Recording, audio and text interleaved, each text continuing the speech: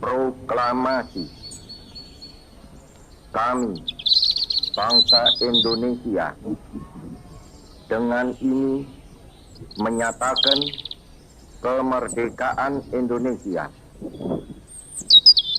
Hal-hal yang mengenai pemindahan kekuasaan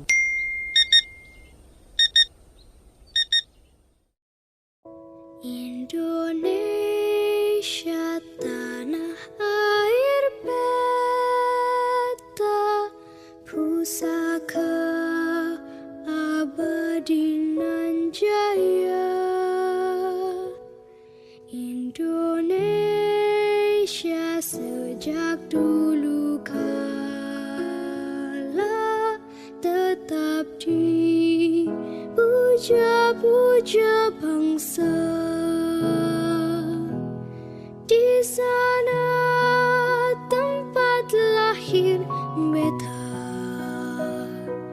dibuai, dibesarkan bunda.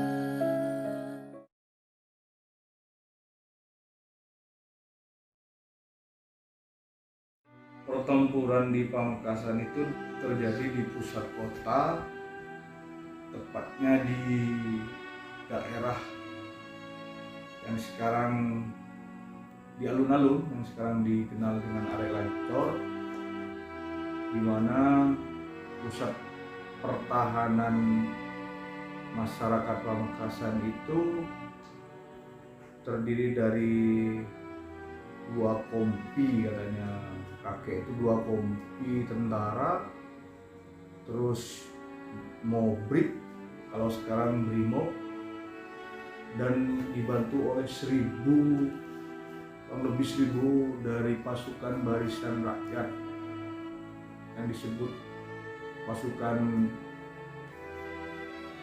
Fisabilillah, Hizbullah.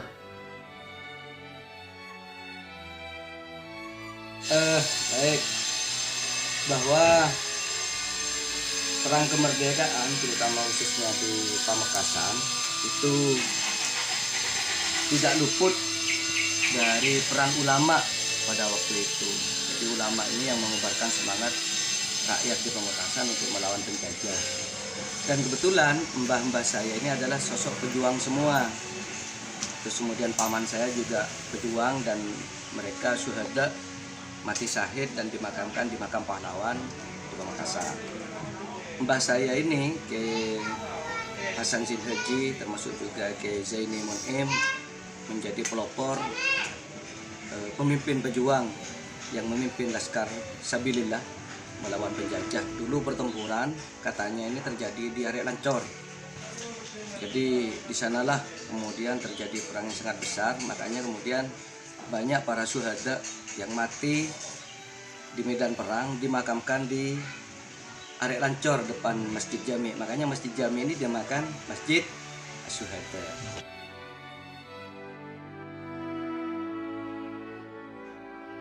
Kakek saya ini merupakan orang yang berasal dari daerah Jember.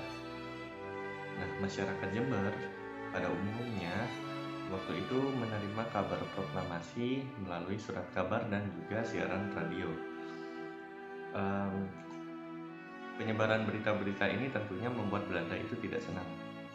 Maka pada tahun 1947 dan 1948 Belanda melakukan agresi militer ke berbagai wilayah di Indonesia. Pada tahun 1947 dan 1948,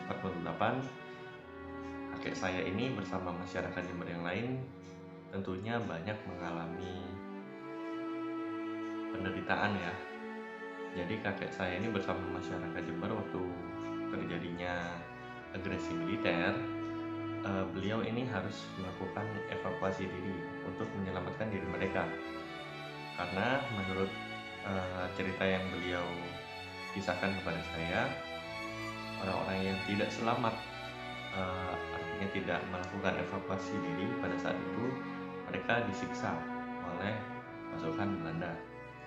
Oleh sebab itu, masyarakat Jember pada saat itu melakukan penggalian lubang.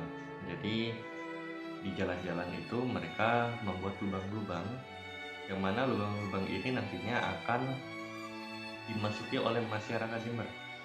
Jadi pada agresi militer Belanda ini, pasukan Belanda banyak menggunakan armada udara dan juga armada darat, sehingga dengan adanya lubang-lubang ini diharapkan mereka itu tidak dapat melihat. Nah, berkat adanya metode lubang-lubang ini, banyak masyarakat Jember itu yang selamat dari sergapan pasukan Ica dan sekutunya.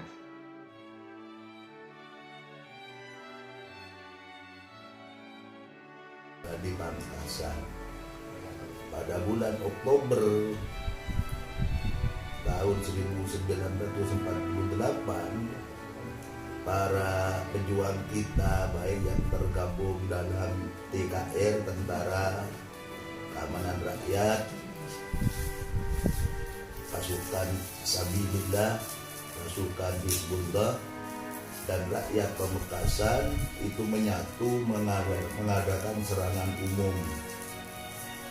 Jadi dari seluruh penjuru, mulai dari Jalan Diponegoro, Jalan Joko Duli, Jalan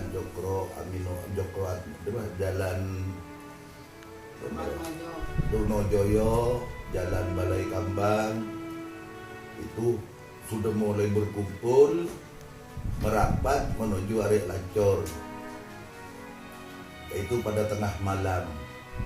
Ketika itu pasukan-pasukan Belanda biasanya berpesta pora mabuk-mabukan, yang kompinya berada di bekas Kodim 0826 Pamekasan yang sekarang menjadi Tuku Apulu, depan Hotel Garuda. Menjelang tengah malam, pas tengah malam terjadi serangan umum.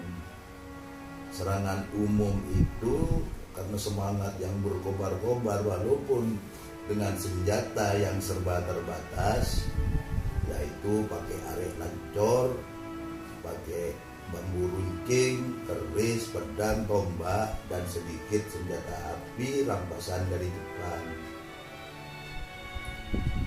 Sayang ketika pasukan sudah mulai menjelang mengadakan serangan, yaitu pasukan Sabil yang dari Jalan Joko Duli membunyikan hadrah untuk membangkitkan semangat juang. Tapi ternyata itu menjadi bumerang. Para pasukan Belanda terbangun dan membabi buta menembaki tentara kita. Akibatnya kocar kacir, banyak korban berjatuhan, dan juga dari pihak Belanda juga banyak yang berjatuhan. Benteng terakhir pasukan kita itu berpusat di Masjid Agung Pamekasan. Sebelum tanggal 17 Agustus, tanggal 14 Agustus, negara kita, Indonesia, kekosongan pemerintahan, di mana bangsa Jepang waktu itu pemerintahnya pulang ke negerinya, berhubung negaranya dibom atom oleh negara sekutu, sehingga mereka sudah tidak mengurus negara kita lagi, pulang ke negerinya. Nah, kekosongan pemerintahan di negara Indonesia tanggal 14 Agustus itu dipersiapkan oleh pemuda-pemuda Indonesia untuk mempersiapkan kemerdekaannya. Tanggal 15 bangsa Indonesia, pemuda-pemuda Indonesia mempersiapkan, sehingga sampai tanggal 16 menjemput Soekarno selaku proklamator kemerdekaan ke Rengas Dengklok. Waktu itu diasingkan ke Rengas Dengklok, dipulangkan ke Jakarta, mempersiapkan segala kemerdekaan bangsa Indonesia. Tepatnya tanggal 17 Agustus jam 10 WIB di Pegangsaan Timur, Jakarta, bangsa Indonesia, Bung Karno, Bung Hatta atas nama bangsa Indonesia memproklamirkan kemerdekaan negara Indonesia, mengumumkan secara resmi bahwa negara Indonesia itu merdeka sejak tanggal 17 Agustus. Sekaligus berita ini atau pengumuman ini disiarkan melalui bukan televisi, waktu itu tidak ada televisi, melalui surat kabar dan melalui radio ke seluruh wilayah Nusantara. Sekaligus ke seluruh penjuru dunia. Diumumkan oleh bangsa Indonesia itu bahwa negara kita sudah merdeka.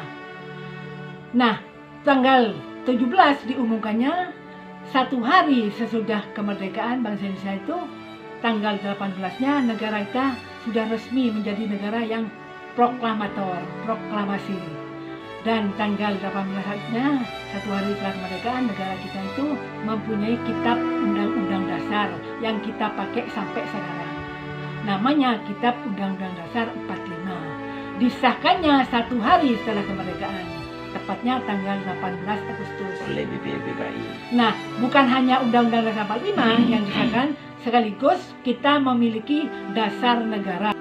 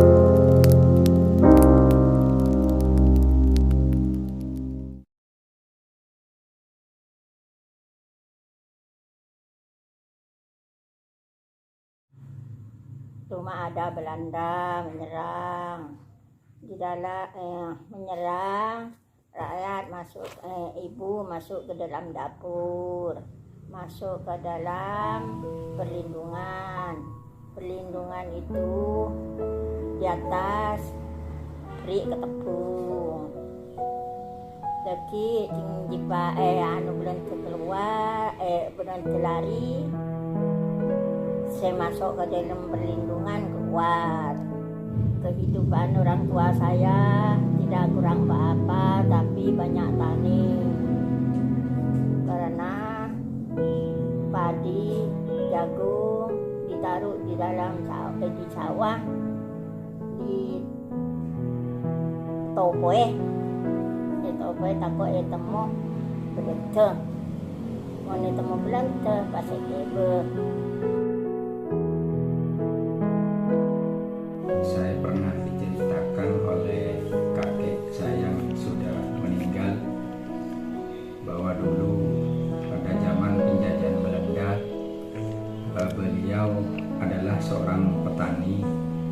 Pada waktu itu semua hasil tani dari para petani disetorkan kepada Belanda, sehingga pada waktu itu kakek saya merasa kesulitan untuk makan karena memang tidak ada padi yang akan dijadikan beras.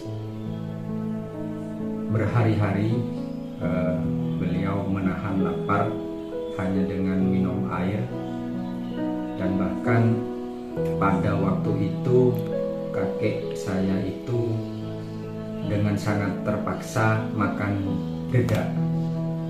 Dedak itu adalah hasil penggilingan beras yang kotorannya menjadi halus, itu dinamakan dedak. Yang memang sepantasnya dedak itu untuk pakan ternak. Tapi apa boleh buat, waktu itu ketimbang kakek saya itu meninggal karena kelaparan, beliau sangat terpaksa makan dedak beserta dengan bapak saya juga ikut merasakan seperti itu. Beliau juga merasakan sengsaranya pada saat penjajahan Belanda. Ceritanya itu mbak saya itu tidak ada korban dari para pengungsi yang kebetulan mengungsi di desa Anusanda itu, karena komunikasinya mbak saya dengan pihak penjajah itu sangat kooperatif. Artinya memang benar-benar masyarakat yang minta perlindungan itu memang masyarakat biasa. Tapi di satu sisi namanya mbak saya itu tetap menjadi pejuang, yang artinya sampai ada saya itu dari saudaranya ibu saya itu dia mendapatkan bintang jasa Fitran, jadi dia tiap bulannya mendapatkan pensiunan Fitran. Jadi memang merasa penjajah di zaman penjajahan itu sangat terasa, baik dari segi mentalnya rakyat yang ada di desa maupun untuk bisa mengembangkan kemajuan yang ada. Karo apa roh pas irampas di bulan itu andi kabodohan rian di sukoni roa irampas di bulan itu pa ngal bujur ya di bulan itu pakai di TV nampu rep katengah lokian kun satia tanah budi sejo bujur aro pangirep na bujur ring to lamben tengah bujur ikala kun sukoni pas bunga tuar ya ikirim budi ikirim ke Ambon di bulan itu suruh ngebu sapeh tapi sekian-sekian dengan bila tak pernah pasti suruh mulai pak kesurko jadi tak lagi berketerangan tambahan mu tak ambil jadi pas tak nemu si ikan belum cuy Dia dong nenek tua dari Mbak Bini lambe ngerem kan cukup pare jadi Mbak Bini roh odi soalnya ngerem ka cukup pare amon bagian balake bagian keturunan balake ngerem neng kan kangkong guru neng kan kangkong jadi bisa selamat dari penjajahan Belanda. Indonesia itu dijajah oleh Belanda dan Jepang. Dengan itu perekonomian dan perhubungan itu masih total. Banyak bangsa Indonesia yang mati kelaparan karena dibekukan oleh dua penjajah itu. Setelah itu Indonesia berjuang mati-matian dengan ulama untuk memberantas penjajah Belanda dan Jepang itu. Tatkala itu Jepang dibom oleh negara Jepang itu dibom oleh negara Amerika, Nagasaki dan Hiroshima. Jadi Jepang itu pulang ke daerahnya, ke negaranya. Setelah itu Indonesia itu mau merdeka itu semua masyarakat rakyat Indonesia berjuang mati-matian memakai bambu runcing seadanya, bambu runcing, arit lancor.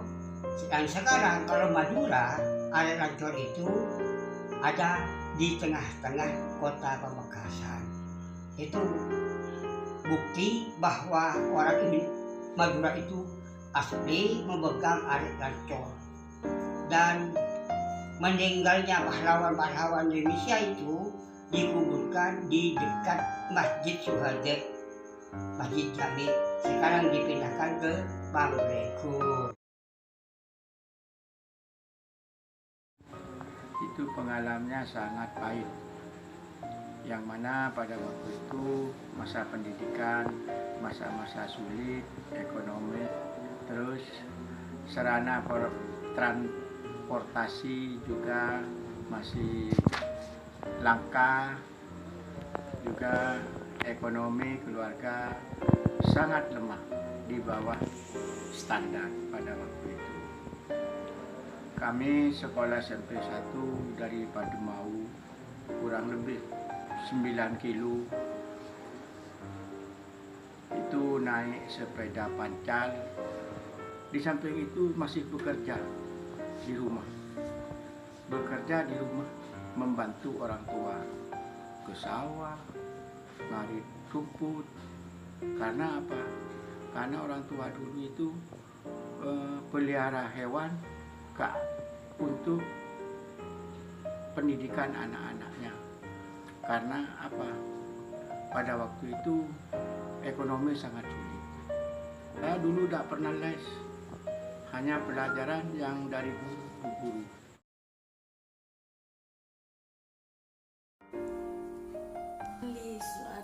Rezeki itu sulit, sengsara. Orang tua saya itu sengsara di waktu perjuangan itu sangat sulit. Rezeki sangat sulit rezeki. Apa-apa sama Jepang diambil, padi, jagung itu dibawa ke negaranya, katanya orang tua saya. Kata orang tua saya, ada listrik, tidak ada apa, pakai pakai minyak, pakai di anu itu digeret-geret sampai hidup, dipasang di minyak letek saya sama kapas. Itu penerangan di rumah-rumah. Kalau di jalan gelap, tidak ada apa-apa, ada listrik waktu itu.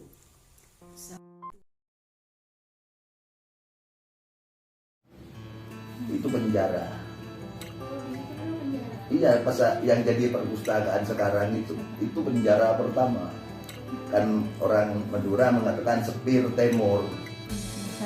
Sepir itu penjara tahun 23 pindah ke barat, ya, tahun 23 itu. Di penjara itu lambang kejahatan. Dan pertama kali ada angkatan bersenjata, angkatan perang itu ketika pemerintahan Pangeran Ronggo Sukowati, kompinya yaitu kompi sebelah Karesidenan itu. Itu ada tentara pertama ya.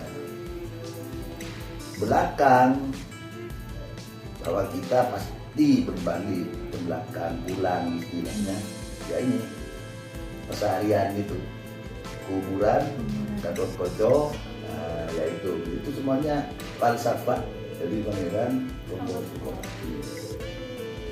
Lah perkembangan Masjid Jami ini dulu modelnya pakai apa namanya, daun lontar itu. Nah dulu modelnya itu hanya model rumah dulu, model masjid. Tahun 38 ketika sudah zaman Belanda itu, saya jadi Pangeran Ronggo Sukowati sudah zaman Belanda itu. Penasehatnya Kiai Haji Abdurrahman diberi tanah martikan, tanah kongsi istilahnya, Pol Pajung itu penasehat raja, Kiai dari Gresik, Kiai Abdurrahman. Dulu dipanggil Syekh Abdurrahman. Nah, 1938 masjid itu direnovasi, dibangun. Sehingga ketika masjid dibangun, penampungan masjid itu di sebelahnya itu, sebelah selatan yang sekarang jadi apotik. Nah, itu dulu kantor pendidikan agama di sana. Itu dulu kantor depan.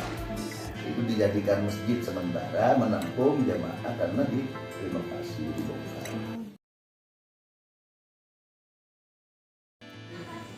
Jadi waktu pagi kadang dijemput sama Belanda itu, suami istri itu, sepasang suami istri.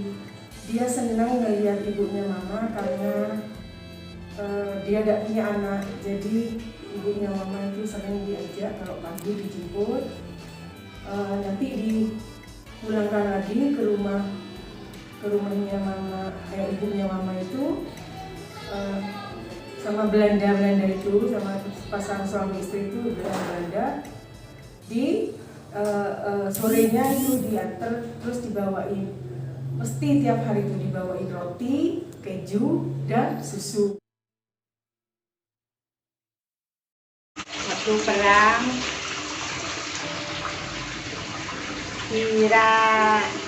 waktu perang Portugal masih umur saya waktu Jepang umur 2 tahun.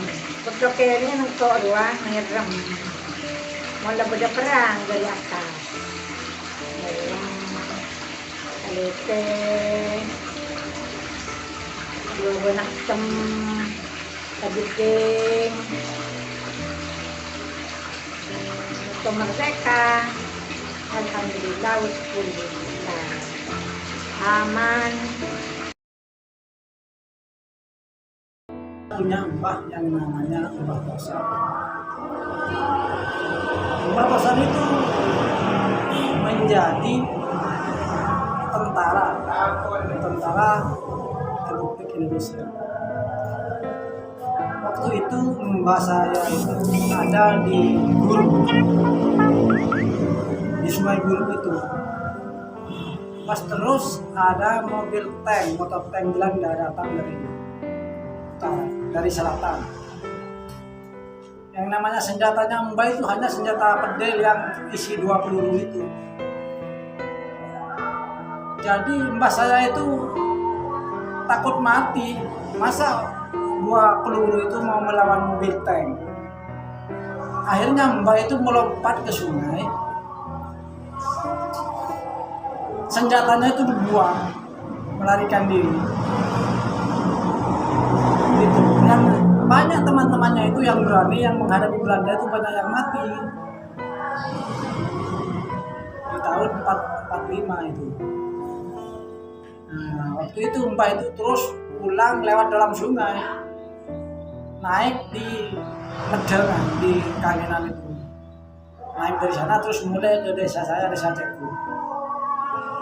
Itu terus mbah saya itu selamat. Iya.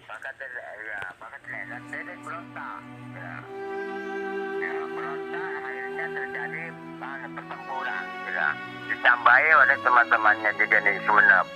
Ya. Akhirnya mundur. Dia berencana. Jadi dia diangkat tapi nyatanya dia meninggal. Nyatanya bukan hidup tapi nyatanya meninggal. Tapi di tanah hidup-hidup di Sumenep dia. Dan dari tanah. Selanjutnya dia bapak dia tersangkut masalah di Epatian gitu ya. Dipegang oleh Belanda, dipenjarakan ya, diumpan. Mbak di penjara. Dia diumpan untuk penting apa aja supaya bisa datang ke lokasi Belanda jadi Epatian. Iya. Akhirnya apa datang, nyatanya juga akhirnya di penjara. Ya, Pak Musaibu jadi dengan Mbak bapak penjara kia. Penjara kia ke Panceng. Iya. Tadi mendapat tugas ke Sepudi. Oh iya. Dapat tugas ke Sepudi, nyatanya saya tidak stres. Oh. Iya. Stres dikarenakan mengingat masih adila siapa posisi lah meninggal berada. Oh iya. Iya, dendam ya. Akhirnya selama beberapa hari dia minta salah kurang lebih 1 bulan lebih dia dipulangkan ke Sumenep. Tak bisa bekerja lah pokoknya dia. Oh, ditugas di Sepudi selama selama 1 bulan tapi tidak bekerja lalu dipulangkan lagi ke Sumeneb. Iya, di apa ya, di istilahnya diistirahatkan gitu. Karena sakit, ya. Jadi ya. Selanjutnya terus apa masih dalam penjara, ya. Iya. Di penjara selama berapa bulan lah, lama juga, berbulan-bulan mungkin. Sesapa jera? Pak Masano. Oh, teti Om Sadik moler baki dalam bede penjara Iya, bede penjara jera. So bapa. Mbak Katibi. Bukan dua bahasa Mbah Mah. Ya Allah, kok perlu tahu ceritanya ya terus? Pancing jera. Iya. Karena soalnya apa? Ada Belanda ini pintar, yang dipergunakan untuk informasi itu orang Indonesia TV, mungkin antek-anteknya wah. Iya. Apa namanya? Apa namanya? Mungkin apa ya? Mungkin Iya. nama makan rasa bermawa kan. Oh iya. Tidak ngerti istilahnya jadi apa? Antek-antek lah, Iya, Belanda. antek-antek. Makanya terus apa dia kepancing omongan Gilian nyata akhirnya di penjara di Belanda, ya. Ini ya. Indonesia Belanda ya. Karena dapat informasi karena ada orang Indonesia ngatuk dia mungkin ya benar ya. Iya. Banyak orang situ gua telok, banyak bisa 10 lebih. Benar, mungkin ya. Umpama bisa 15 bisa 10 benar ya. Iya. Di situ lah. Belanda ya. Orang Indonesia ya. Boleh untuk ngatur ya. Karena apa? Karena dia iming-iming bayaran. Jadi Mbak Jera penjara Sumeneb apa Kalianget? Sumeneb. Sumeneb jadi pengselok dia terus langsung dipanggil ternyatanya terus di penjara begitu. Iya. Penjara Sumeneb panggil keluar. Oh iya. Panggil kulit dikuasai Belanda je lah. Tempatnya Belanda wah. Terus keluar berapa cerita nama bisa keluar? Keluarnya jadi rakyat bangsa Indonesia mulai di Surabaya langsung berontak akhirnya Belanda mundur terus sampai ke Sumeneb. Jadi istilahnya sudah berkutik lah istilahnya seluruh Indonesia jadi. Mulai di Surabaya, dari Surabaya dekatnya Tunjungan, sebelahnya Tunjungan wah, dekatnya Sepur. Di situ kumpul-kumpulnya ada Surabaya. Jadi kumpulnya Surabaya di situ berkumpul di situ sembunyi tapi itu di situ belum masih ada apa istilahnya belum ada tol wadik. Oh iya tol kan ki kereta api. Jangan yang Madura si alas raja mungkin ya beneran. Oh iya. Alas bener jalan raya Mandiri ya. Jadi alas ya. Terkumpulnya terkumpulnya dari orang-orang jadi ya. Dari pemuda-pemuda rakyat Indonesia jadi semuanya rakyat Indonesia lah. Jadi akhirnya mulai bersatu dan berontak, Jadi dari antek-anteknya dari Belanda pakai kapil lagi Jadi terus berontak Surabaya di Jawa Timur, terus langsung ke Madura.